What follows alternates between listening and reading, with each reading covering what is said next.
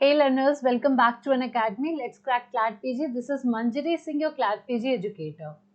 आप सबको पता है 3 दिसंबर को CLAT PG 2024 का एग्जाम होने वाला है एंड इस वक्त मेरे सामने जो सबसे ज़्यादा क्वेश्चंस आ रहे हैं स्टूडेंट्स के वो ये हैं कि मैम डर बहुत लग रहा है, बहुत ज़्यादा डर लग रहा है, पेपर में क्या होगा, कैसे होगा, तैयारी पूरी नहीं है या जिनकी है भी वो भी कहीं ना कहीं डर रहे हैं।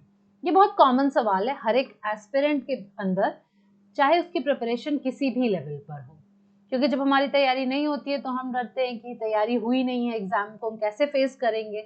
जब हमारी प्रिपरेशन हो जाती है तो हमें लगता है क्या हमारी प्रिपरेशन इतनी सही ट्रैक पर है, क्या हमने सब कुछ अच्छे से कंप्लीट कर लिया है कि अब मेरा पेपर पूरा अच्छे से हो जाएगा और मेरा पेपर निकल जाएगा, कहीं कुछ मुझसे छूट तो नहीं रहा है। तो ये सारे सवाल स्टूडेंट्स के मन में आते हैं, ये स्वाभाविक है।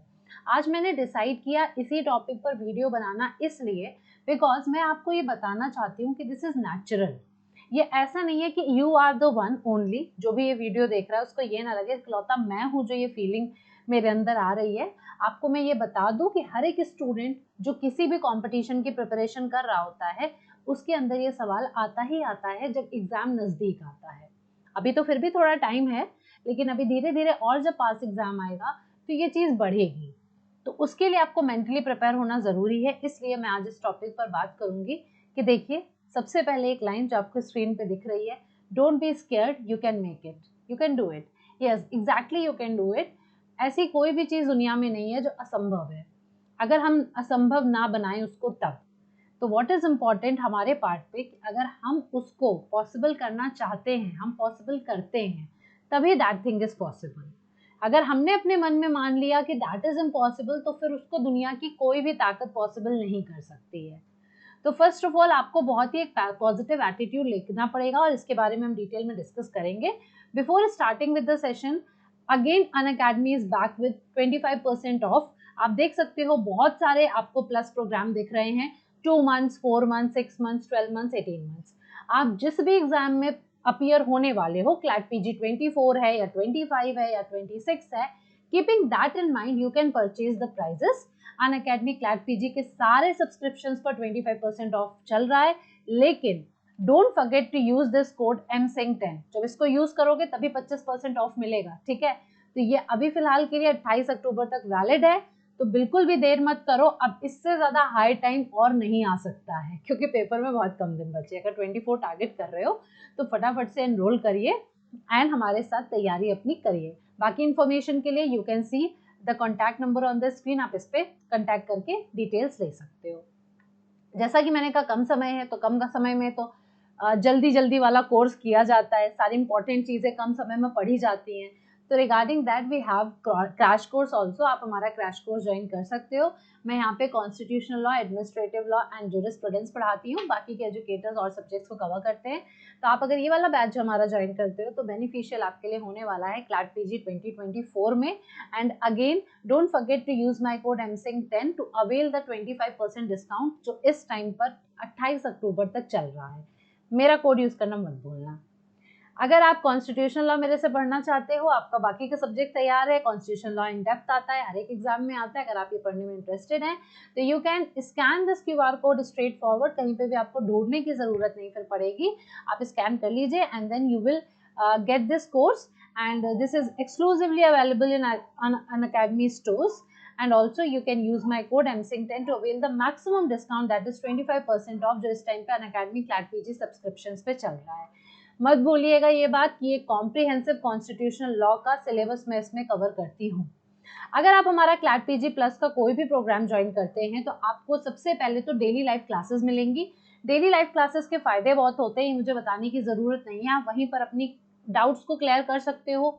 आपको सबसे पहली बात तो नोट्स अगर आप नहीं बनाते हो तो कोई दिक्कत नहीं, आपको इन क्लास PDF भी मिलेगा, क्योंकि क्लैट पीजी का क्लास है तो daily case analysis, case laws definitely हम टॉपिक्स के साथ कवर करते हैं। मॉक टेस्ट तो मिलता ही है, लाइव टेस्ट एंड क्विजेस भी हम करवाते हैं क्लास में, तो बहुत सारी चीजें आपको मिलती हैं। अपार्ट फ्रॉम दैट, अगर आप कोई बैच परचेज नहीं कर रहे हो, आप सिर्फ और सिर्फ मॉक टेस्ट सीरीज लेना चाहते हैं तो वो भी 1500 रुपीज में 20 full length mock test available है। अगर कोड यूज करोगे मेरा msing10 तो डेफिनेटली आपको एडिशनल डिस्काउंट इसमें मिलेगा, तो फिर क्यों ना यूज किया जाए, है ना। लेकिन एक चीज़ बता दूं, अगर आप हमारा बैच ज्वाइन करते हो तो फिर आपको क्लैट पीजी ये वाली मॉक टेस्ट सीरीज फ्री में मिलेगी, आपको अलग से परचेज नहीं करना है। Last but not the least, Telegram channel अगर अभी तक ज्वाइन नहीं किया तो फटाफट से इस क्यूआर कोड को स्कैन करो और ज्वाइन कर लो, जिससे कि सारी अपडेट्स मिलती रहे। अब चलते हैं आज की बातों पर। ठीक है, बहुत सारी बातें मैं हमेशा आपसे करती रहती हूँ, यहाँ पर भी बहुत सारी बातें करने आई, लेकिन आज थोड़ा सा प्लेन कैनवस लेके आई हूँ आपको अपने मन की कुछ बातें कहने के लिए। यहाँ पर जो मेरा मेन मुद्दा है आज वो ये है कि आखिर हमें जो हम जो स्केर्ड हैं, ठीक है, हमारे अंदर जो घबराहट चल रही है, सबसे पहली बात तो क्या ये जेन्युइन है? जी हाँ, बिल्कुल, दिस घबराहट इज डेफिनेटली जेन्युइन। आप अकेले नहीं है जिसको ये फील हो रहा है। जितने भी स्टूडेंट्स इस पेपर में अपीयर होने वाले होंगे, डेफिनेटली 10% एक्सेप्शनल केस हो सकता है जिनको मैं कह दूं उनको ये घबराहट नहीं हो रही होगी, but 90% of them would definitely be facing. In fact जो लोग बहुत सीरियस होते हैं ना किसी एग्जाम के लिए, वो जरूर ये चीज फेस करते हैं। तो यहाँ पर ये कोई अजीब चीज नहीं है। आपको सबसे पहले अपने दिमाग में ये चीज डालनी पड़ेगी, आपको पॉजिटिव होना पड़ेगा कि हाँ this is natural. Second thing जो आती है कि आखिर मुझे घबराहट हो क्यों रही है, ठीक है, क्या मैंने कहा ना अलग अलग कैटेगरी है, क्या मेरा सब कुछ प्रिपेयर है, 100% मेरी प्रिपरेशन है फिर मुझे हो रही है घबराहट, या फिर मेरा 60% प्रिपेयर है इसलिए हो रही है, या मेरा 10% भी नहीं प्रिपेयर है इसलिए मुझे हो रही है। तो first you need to find out your category. अगर आप 100% प्रिपरेशन वाले हो, जिसने सब कुछ पढ़ लिया है फिर भी हो रही है, तो कुछ नहीं करना है, you just need to revise the things. आपको सिर्फ और सिर्फ रिवाइज करते जाना है बैक टू बैक चीजों को। और यहाँ पर आपको ये बिल्कुल भी अपने मन में नहीं रखना है कि मेरा कैसे होगा। लेकिन ये नहीं है कि आपको लग रहा है कि आपका 100% कंप्लीट है, इस वजह से आपको सिलेबस से मैच करना पड़ेगा। You just need to make this things clear कि आपका कंप्लीट है सिलेबस। आपने लेटेस्ट जितने भी जजमेंट्स है आपने उसको पढ़ लिया है, आपने अपने लैंडमार्क जजमेंट्स को पढ़ लिया है, सब कुछ आपने कंप्लीट कर लिया है, तब आप 100% सिलेबस कवर कर चुके हो, ये आप इंश्योर दूसरे को कर रहे हो, फिर आप ये रिवाइज वाली कैटेगरी में आते हो। ठीक है, सेकेंड, अगर आप 60% वाली कैटेगरी में आ रहे हो, 60 कोई हार्ड एंड फास्ट रूल नहीं है, 60 हो सकता है, 70 हो सकता है, 50% हो सकता है। इन दैट केस जितना पोर्शन अभी छूटा है उसको पढ़ लीजिए, जितना कर चुके हैं उसको रिवाइज करिए। आपके पास यही एक स्ट्रेटेजी हो सकती है जिससे आप अपने कॉन्फिडेंस को बूस्ट अप कर सकते हो। रही बात 10% वालों की, तो भाई आपका कुछ नहीं मैं कह सकती, ठीक है, डेफिनेटली मैं ये नहीं कहूंगी कि कुछ भी कर लोगे। आपसे यही कह सकती हूँ जो बहुत इंपॉर्टेंट चीजें हैं उसको कवर करो। बहुत इंपॉर्टेंट चीजें जो हैं आपके लिए आप वो कवर करिए कि एटलीस्ट कुछ तो आप पेपर अटेम्प्ट कर पाए, ये ना रहे कि मैंने तो कुछ भी नहीं किया। तो इस तरीके से अलग अलग आपको पहले तो अपनी कैटेगरी को आइडेंटिफाई कर लेना है। जब आप एक बार आइडेंटिफाई कर लेते हो तो आपको उस पर वर्क करना है। वर्क करने के अलावा मैं अब कॉमन चीजें बताती हूँ जो हर एक कैटेगरी के लिए इंपॉर्टेंट है। सबसे पहले तो आपको कोई भी 12-13 घंटे पढ़ने की जरूरत नहीं है। प्लीज थोड़ा सा अपना रूटीन जो है अब लाइट कर लीजिए, ठीक है। इट्स नॉट लाइक कि मेरा 10% भी नहीं हुआ है तो अब मैं दिन रात पढ़ूं, क्योंकि पॉसिबल नहीं हो पाता है, ठीक है। इट्स नॉट पॉसिबल, मैं सच बता रही हूँ ये चीज, क्योंकि डिफिकल्टी होती है, फिर ओवरलैप करेंगी चीजें, क्योंकि यहाँ पर आपको जजमेंट्स बेस्ड चीजें पढ़नी है, ठीक। आपको रीजन की काफी चीजें दिमाग में बैठानी पड़ेंगी। तो ये बिल्कुल भी पॉसिबल नहीं है कि आप एक दिन में अगर 50 जजमेंट पढ़ोगे रिसेंट वाले और आपको 50 at the end of the day याद रहे, डेफिनेटली नहीं हो पाएगा ये चीज। तो इसलिए उतना ही करो जितना रात को सोने से पहले आपको दिमाग में बैठा रहे, अगले दिन सुबह आपको याद रहे और आगे चल के भी याद रह जाए। आप सिर्फ उतना करिए, ठीक है, कितना भी आपका कैसे भी हो रहा है। क्योंकि वही बात है ना कि अब अगर आप जाग रहे हो तो मैं तो नहीं कहूंगी कि you are very much serious about your CLAT PG exam. आप समवेयर कहीं लॉस्ट घूम रहे थे, ठीक। ऐसा भी नहीं है कि अभी भी करके नहीं कर सकते हो। अगर आप बहुत ब्राइट स्टूडेंट रहे हो, आपने अपने एलएलबी में अच्छे से पढ़ाई करी है, ब्राइट स्टूडेंट का मतलब ये है आपने पढ़ाई अच्छे से बहुत करी है, आपके कंसेप्ट बहुत क्लियर है और ऑलरेडी आप किसी और कंपटीशन की प्रिपरेशन कर रहे हो या करते आए हो, तो डेफिनेटली आप कर सकते हो। मैं उन लोगों को नहीं बोल रही हूँ, मैं उनको कह रही हूँ जिनको कुछ नहीं अभी आता है, जिनको कुछ नहीं पता है, they are very much blank about their exam, उनके लिए डिफिकल्ट है, ठीक। क्योंकि कुछ लोग तो ऑलरेडी प्रिपरेशन में होते हैं, अलग अलग एग्जाम दे रहे होते हैं, तो हो सकता है वो लास्ट का 1 महीने रखते हैं कि हाँ ठीक है इसमें हम क्लैट पीजी का देख लेंगे पैटर्न, तो वो लोग कर सकते हैं और उनको ऑलरेडी कहीं ना कहीं कॉम्पिटिशन का आइडिया होता है, तो उनके लिए कोई नौसिखिए वाली बात नहीं है यहाँ पर। दूसरी चीज अगर मैं कहूँ और आगे मैं बढ़ूँ, जब आपने देख लिया मैं किस कैटेगरी में हूँ, मेरे कहाँ कमी आ रही है मेरी प्रिपरेशन में, देन उसके बाद आपने थोड़ा अपना रूटीन वगैरह सेट कर लिया। Now you need to know कि आपको पढ़ना क्या है, ठीक है, व्हाट टू स्टडी। अब यहाँ पर मैं सबसे बड़ी बात एक जो कहूंगी दैट इज, कई स्टूडेंट्स मेरे थे जिन्होंने कहा कि मैम बहुत घबराहट हो रही है, मॉक स्कोर नहीं बढ़ रहा है, बहुत परेशानी हो रही है, मॉक स्कोर वहीं पे स्टैग्नेंट हो गया है। तो इस पर भी मैं एक वीडियो लेके आऊंगी कि आप मॉक स्कोर अपना कैसे बढ़ा सकते हो। लेकिन दूसरी बात जो इम्पोर्टेंट है वो ये है कि अब मैम लगता नहीं है कि जो पढ़ा है वो याद है, और लगता नहीं है कि वो पूरा भी हो पाएगा। तो अब हम क्या कर सकते हैं? What is the worst case? I am talking about the worst case here. ठीक है, कि अब बहुत बुरे हालात हैं, आप बुरे हालात वाला सिस्टम बता दो तो ज्यादा सही रहेगा। जो अच्छे हालात में वो तो कर ही लेंगे, सबसे बुरे वाले हालात वालों के बारे में बता दो। तो मैंने पहले भी अपने वीडियोस में इसको बताया है, मैं फिर से आज बता रही हूँ। Please follow reverse strategy. Reverse strategy को फॉलो करिए, आप फायदे में रहेंगे। What is reverse strategy? एक स्ट्रैटेजी होती है जब हमारे पास ढेरों समय होता है तो हम क्या करते हैं, हम शुरुआत से शुरू करते हैं। जैसे हम पहले पीवाईक्यू को एनालाइज करेंगे, पीवाईक्यू लगा लेंगे थोड़े से, या डेली लगाते रहेंगे, और फिर वही वही टॉपिक पढ़ सकते हैं, या फिर शुरू से ही अपने सारे टॉपिक आर्टिकल 1 से शुरू कर लिया, ऐसे पढ़ते हैं, लास्ट तक पढ़ेंगे, एक एक सब्जेक्ट करते रहेंगे। रिवर्स उसके बाद फिर रीसेंट पे आएंगे, रीसेंट जजमेंट्स पे आएंगे। रिवर्स स्ट्रैटेजी में क्या होता है, आपको क्या करना है, सीधे सीधे अपने पेपर का पैटर्न आपको पता होना चाहिए। सीधे सीधे आपको अपने पेपर का पैटर्न फॉलो करना है। आपको अपने यहाँ पे क्लैट पीजी के पेपर का पैटर्न क्या मालूम है कि ये पैसेज बेस्ड आता है, कॉम्प्रीहेंशन बेस्ड, और वो कॉम्प्रीहेंशन होते हैं रीसेंट जजमेंट्स पे। तो you know that recent judgment से ही आएगा। तो what reverse strategy says here, आप जाइए, आप 2023 के मोस्ट इंपॉर्टेंट जजमेंट्स ढूंढिए हर सब्जेक्ट में, whether it be constitutional law, whether it be criminal law, चाहे वो बिजनेस लॉ हो, चाहे वो कॉन्ट्रैक्ट हो, चाहे वो टॉर्ट्स हो, चाहे वो इंटरनेशनल लॉ है, चाहे वो आपका प्रॉपर्टी लॉ हो, कोई भी हो। फिर 2022 के ढूंढिए, ठीक है, 21 के, कम से कम 3 साल के रखिए।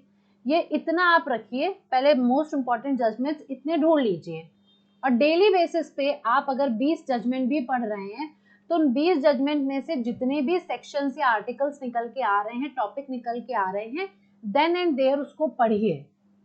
क्या करा आपने, आपने पहले रीसेंट जजमेंट्स निकाल लिए, फिर आप एक दिन में जितने भी जजमेंट पढ़ रहे हैं, जब एक जजमेंट आप पढ़ते हो तो उस दौरान आपको उसका टॉपिक मिल जाता है कि ये जजमेंट किस टॉपिक पर है। आपने उस सब्जेक्ट की किताब उठा ली, बेयर एक्ट उठा ली, एंड उसी टाइम पर क्या करिए, उस टॉपिक को पढ़िए। उसमें जितने भी आर्टिकल या सेक्शन मौजूद हैं उन सबको कंसिडर करिए अपनी बेयर एक्ट से। फिर अपने बुक में या नोट्स में ऑलरेडी जो आपके पास अवेलेबल है उससे रिलेटेड लैंडमार्क केसेस को ढूंढ के अच्छे से समझ लीजिए, पढ़ लीजिए। इतना कर लीजिए। जब इतना आपने कर लिया तो फिर आपने एक कॉपी में ये भी लिखते जाइए कि आपने आज किस किस टॉपिक से रिलेटेड जजमेंट्स को पढ़ा। जब आप 20 जजमेंट पूरे दिन में पढ़ लोगे, एग्जाम्पल दे रही हूँ, कोई 15 भी पढ़ सकता है, कोई 25 भी पढ़ सकता है, जैसे कि कहा नहीं, कोई 50 भी पढ़ सकता है, बट प्लीज ऐसा मत करना कि आपको याद मत रहे। जितना आपको, जितने limit, what is your limit, उसको डिसाइड करो, ठीक है, कि मेरे दिमाग की कैपेसिटी कितनी है, कितना मैं रिटेन कर सकता हूँ। जितने जजमेंट आपको करने थे आपने कर लिया, आपने उसके टॉपिक्स को पढ़ लिया, आपने लैंडमार्क जजमेंट्स को पढ़ लिया।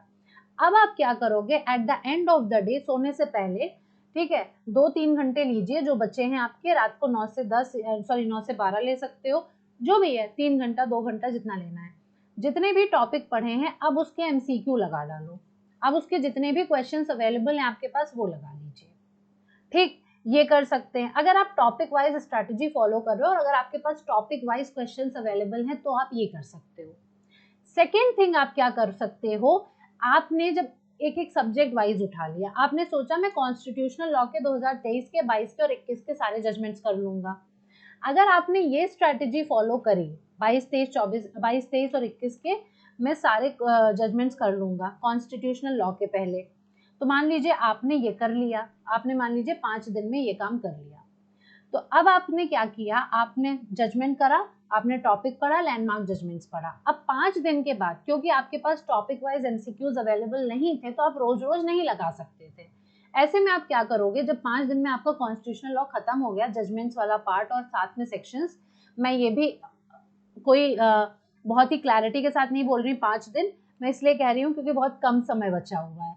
तो फॉर दैट सेक यहाँ पर इम्पॉर्टेंट है आपके लिए कि आपको देखना पड़ेगा कि आपका इतने में हो रहा है कि नहीं हो रहा है, ठीक है। आपका मतलब कि 5 दिन लग रहा है कि 6 दिन लग रहा है, कम समय है तो मैंने 5 दिन यहाँ पे बोला है। तो व्हाट इज इम्पोर्टेंट है यहाँ पे कि अब आपको ये देखना पड़ेगा कि आपका जजमेंट्स हो गया, आपका लैंडमार्क जितना भी था पोर्शन वो हो गया। अब जब 5 दिन जितने भी दिन में कॉन्स्टिट्यूशन खत्म कर लिया, उस दिन में आके अब आप क्या करोगे, लास्ट में अब आपके पास जितने कॉन्स्टिट्यूशन के सवाल है वो लगा लो, सवाल कॉन्स्टिट्यूशन के लगाते जाओ। एंड सेकेंड क्रिमिनल लॉ उठा लिया सॉल्व करने के लिए, क्रिमिनल लॉ उठा लिया सॉल्व करने के लिए, ये स्ट्रैटेजी फॉलो करता है। ये दूसरी स्ट्रैटेजी है। अब दैट डिपेंड्स आप कैसा फॉलो कर रहे हो, ये आपके ऊपर है आप किसको फॉलो करना चाहते हो। ठीक, जब क्रिमिनल लॉ कर लिया, आईपीसी और सीआरपीसी मेन करना है, यहाँ पर एविडेंस के खाली कुछ पोर्शंस इंपॉर्टेंट है वही करना, बहुत ज्यादा मत करना, टाइम नहीं बचा है। तो यहाँ पर क्रिमिनल लॉ का अब आपने कर लिया। अब आप जब आएंगे आईपीआर पे या कंपनी पढ़ेंगे तो उस वक्त पे आप क्या कर रहे होंगे, कंपनी क्रिमिनल लॉ के क्वेश्चंस लगा रहे हो। जब आपने ये कर लिया तो अब आप छुटकू मुटकू वाले जो एक्ट्स होते हैं ना, आप प्रॉपर्टी कर रहे हो, आप एनवायरनमेंट कर रहे हो, ये सब, तो अब आप आईपीआर और कंपनी का लगा रहे हो। इससे क्या हो रहा है, पीछे का रिवाइज भी होता जा रहा है और हम आगे का पढ़ते भी जा रहे हैं, क्योंकि अब हमारे पास ये टाइम नहीं होगा कि हमने जितना पढ़ा है आज उतना हम आगे फिर से रिवाइज करेंगे 10 दिन बाद, ऑब्वियसली पॉसिबल नहीं है। ठीक है, भले नाम लिख लिया लैंडमार्क जजमेंट्स का, वो कर सकते हैं, तो केसेस के थ्रू ही हमारा रिवीजन हो पाएगा। ये स्ट्रैटेजी है रिवर्स स्ट्रैटेजी जो आप फॉलो कर सकते हैं। ठीक है, सो दिस इज समथिंग। अब आपने रिवर्स स्ट्रैटेजी ये कर रहे हैं, लेकिन इस पूरे वीक में मेक श्योर कि आप 2 मॉक जरूर लगाएं। ठीक है, जितना भी समय बचा है उसमें भी आपके लिए इंपॉर्टेंट है, 2 मॉक जरूर लगाएं और उसका एनालाइजेशन जरूर करें। एनालाइजेशन इज इम्पॉर्टेंट, कितना आप सही कर रहे हो, कितना आप गलत कर रहे हो। ये मत रखना सोच कि मैंने कर लिया है इतना सब्जेक्ट, अभी इतना तो किया ही नहीं है तो मैं मॉक कैसे लगाऊं। आप ये क्वेश्चंस आपके बढ़ रहे हैं, आप ये सोचो ना, आपको क्वेश्चंस लगाने का मौका मिल रहा है, तो आप लास्ट मोमेंट पे अब नहीं बैठ सकते। अक्टूबर खत्म ही है समझ लीजिए, बस नवंबर का समय है आपके पास, उसमें भी दिवाली है, त्योहार व्योहार में वैसे ही डिस्टर्ब हो जाता है। तो आपको इतना तो करना है, जितना आप मॉक लगा रहे हो फिर उसका एनालाइजेशन भी आप जरूर करोगे। आपने कितने सवाल गलत किए हैं, आपने कितने सवाल सही किए हैं, जो सही किया था उसका सही आंसर क्या था, मैंने सही मार्क किया था कि नहीं, नेगेटिव मार्किंग कितना गया, ये सब बहुत इंपॉर्टेंट है आपके लिए यहाँ पे। तो अब मैं कंक्लूजन के तौर पे जो आपसे कहना चाहती हूँ ये है कि घबराने की जरूरत नहीं है। परेशान अगर होगे तो कुछ नहीं कर पाओगे। परेशान होने के बजाय अगर अभी भी जो समय बचा हुआ है अगर उसको आप यूटिलाइज करोगे ना तो आप बहुत कुछ कर सकते हो। You still have approximately 40 days, ठीक है। तो उन 40 डेज को अपनी जर्नी में भी शामिल करो प्रिपरेशन की, एंड 40 डेज में आप बहुत कमाल अभी भी कर सकते हैं। अगर आप सही ट्रैक पे थे, परेशान अगर आप पढ़ते आए हो तो परेशान मत होइए, ठीक है।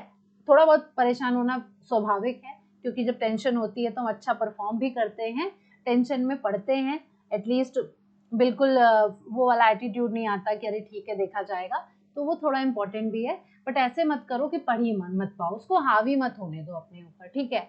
कोशिश करो पॉजिटिव रहो, टहले घूमो, अपनी हॉबीज थोड़ा फॉलो करो, पढ़ो भी, सब कुछ करो। फोन वोन नहीं, ये नहीं है कि फोन चला रहे हैं दिन भर, मूवी देख रहे हैं, वेब सीरीज देख रहे हैं, ये सब मत करो, अब बिल्कुल मत करो। मेरा कहने का मतलब है जो चीज़ अच्छी लगती है, कोई हॉबी है तो उसको थोड़ा बहुत करिए, बाकी पढ़िए भी। सिर्फ पूरे टाइम पढ़ने की जरूरत नहीं है, सिर्फ पूरे टाइम खेलने की जरूरत नहीं है, एक बैलेंस लाइफ रखो। एंड जितने लोग भी हैं, अगेन मैं कहूँगी कॉलेज वाले और जॉब वाले थोड़ा टाइम ब्रेक ले सकते हो, एग्जाम दे लेना, उसके बाद फिर से चीज़ों को कंटिन्यू कर देना। हाँ, जिसका एग्जाम लगा हुआ है सेमेस्टर का उनको तो मैं कुछ नहीं कह सकती, डेफिनेटली वो तो आपको देना ही है, लेकिन मेक श्योर कि आप रोज थोड़ा वक्त इसके लिए भी निकाल पाएं। लास्ट में एंड करना चाहूंगी ये कह के, the fear we don't face become our limits. अगर आप डर का सामना नहीं करोगे तो सीधी सी बात है वो आपकी लिमिट बन जाएगा एंड उसको आप कभी क्रॉस नहीं कर पाओगे। बहुत सारे स्टूडेंट्स है जो इस दुविधा में भी हैं कि इस बार का पेपर देना है कि नहीं देना है, क्योंकि उनकी प्रिपरेशन उनको लग रहा है पूरी नहीं है। आपको बता दूं, कभी भी किसी भी स्टूडेंट की प्रिपरेशन पूरी नहीं होती है। 24 वाले में बोल रहे हो तैयार नहीं हो, 25 में भी यही बोलोगे तैयार नहीं हो। तो वो डर जिसका सामना नहीं करोगे ना, वो आपकी लिमिटेशन बन जाएगा और कभी भी उस लिमिटेशन को क्रॉस करके आप जीत नहीं पाओगे। ज्यादा से ज्यादा क्या होगा, नहीं होगा ना इस बार। तो नहीं दे रहे हो, घर में बैठे हो, तो ऑब्वियसली नहीं हो रहा है, तब तो आपने अपने होने के चांसेस को 0% कर दिया जब आप नहीं अपीयर हो रहे हो। लेकिन जब आप अपीयर हो रहे हो तो ऑटोमेटिक आपने 50% अपने होने के चांसेस को बढ़ा दिया है। अब आपको सिर्फ और सिर्फ 30 से 40% काम करना है। 30-40 तो बहुत ज्यादा बोल दिया, 10 से 20 भी कर लोगे तो भी हो जाएगा, 20-30 भी कर लोगे, ठीक है। तो इतना आपको काम करना है। तो 50% जाके हॉल में बैठ के काम कर दीजिए, वहां पे बैठ के 20-30% कर दीजिए, हो जाएगा आपका selection. You never know when is your day, that's what matters. अभी इस बार नहीं जा रहे हो, पेपर इजी आ गया, पता लगा घर पे बैठो, अरे ये तो मुझे आता था, ये तो मुझे आता था। अगली बार पता लगा बहुत टफ पेपर आ गया, अब आपको कुछ नहीं आता है। तो अगर फॉर्म भरा है तो डेफिनेटली देने जाइए। थोड़ी भी अगर कॉन्सेप्ट्स क्लियर हैं, थोड़ी भी तैयारी है, 60% भी तैयार हो, डेफिनेटली पेपर देने जाओ। एनएलयू चाहिए, एलएलएम करना है, ठीक है, मिल जाए एलएलएम, मन का ब्रांच मिल गया, वेल एंड गुड, नहीं तो थोड़ा बहुत एडजस्ट भी कर लेंगे, कोई दिक्कत नहीं है, ठीक है, एनएलयू मिल जाए। तो यही कहना था आपसे। सो प्लीज़ बिल्कुल परेशान मत हो, बाकी और मोटिवेटिंग वीडियोस आगे लाती रहूँगी, आगे तरीके और बताती रहूँगी, फॉलो करते रहना। अगर अभी तक सब्सक्राइब नहीं किया है तो फटाफट सब्सक्राइब ज़रूर कर देना, जिससे कि परेशान ना हो और वीडियोस आपके लिए हेल्पफुल जो भी हैं वो आप देखते रहें। फ्रेंड्स के साथ शेयर करना जो परेशान है इस टाइम पे, ठीक है। For the time being, thank you so much, मिलते हैं नेक्स्ट वीडियो में।